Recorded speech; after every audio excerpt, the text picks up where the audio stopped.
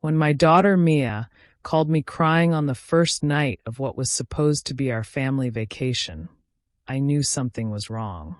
She said in a shaking voice, "Mom, they told me not to come. Aunt Ruth said the rooms were already full." I froze. Those words shouldn't have come from family, especially not during the 1 week Mia had been counting down to for months. When my husband passed away 5 years ago, it was just Mia and me. We were both broken, but we found comfort in each other. I worked 2 jobs to keep us afloat, and she studied hard, always smiling through the struggle. So when my family, my own siblings, invited everyone for a family reunion getaway, I thought maybe time had finally softened their hearts. They had always treated Mia differently because she didn't have a father anymore, as if that made her less of a person. I believed the invitation meant they had finally accepted her. But I was wrong. Mia had saved up her small allowance to buy a dress for the trip. She even packed early, 2 days in advance. She talked about seeing her cousins, swimming, taking pictures, and roasting marshmallows by the fire. But the night before the trip, I got a call from my sister Ruth. "Alice," she said, "there's been a mix-up. We don't have enough rooms. Maybe Mia can join next time." I tried to reason with her, but she cut me off.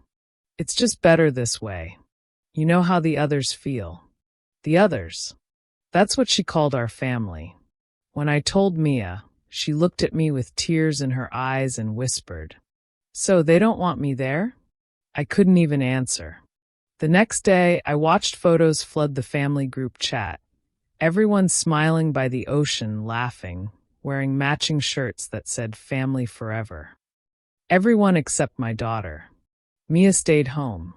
She watched old movies and tried to act like it didn't hurt, but I heard her crying at night. The kind of crying that doesn't make a sound, but breaks your heart louder than anything else. I didn't say a word to my family. Not yet. A few weeks later, my brother Daniel called to ask a small favor. Their event planner for an upcoming charity gala had backed out. And since I worked in corporate PR, they needed my help just this once. For a moment, I wanted to say no. But something inside me told me this was the moment karma was quietly waiting for. I agreed. And I poured my heart into that event, not for them, but for what I was about to do. The gala was a success. Business owners, community leaders, and local reporters attended. Everything looked perfect, until it was time to unveil the event's theme on stage. The projector lit up with a slide that read, "Family, not just who we're born to, but who stands by us." Then the photos started playing, beautiful pictures of Mia helping me decorate, volunteering at the shelter, and smiling through the pain. Each one appeared with captions like, "The one they left behind," and "Love doesn't need blood to be real." The crowd went silent. Ruth's smile froze. Daniel shifted uncomfortably. I took the mic and said softly, "Family isn't the ones who shut their doors when love shows up empty-handed. It's the ones who keep the door open, no matter what." There was no shouting, no revenge speech, just truth. And that truth echoed louder than anger ever could.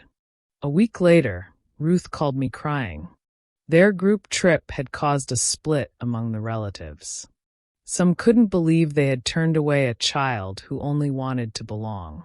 Others said they'd never attend another gathering organized by Ruth again. As for Mia, she didn't cry anymore. She was invited to speak at her school about kindness and forgiveness. I watched her smile that day, proud but quiet. Karma doesn't always destroy people. Sometimes it simply reveals them. And when it does, you don't have to lift a finger. You just have to let it happen.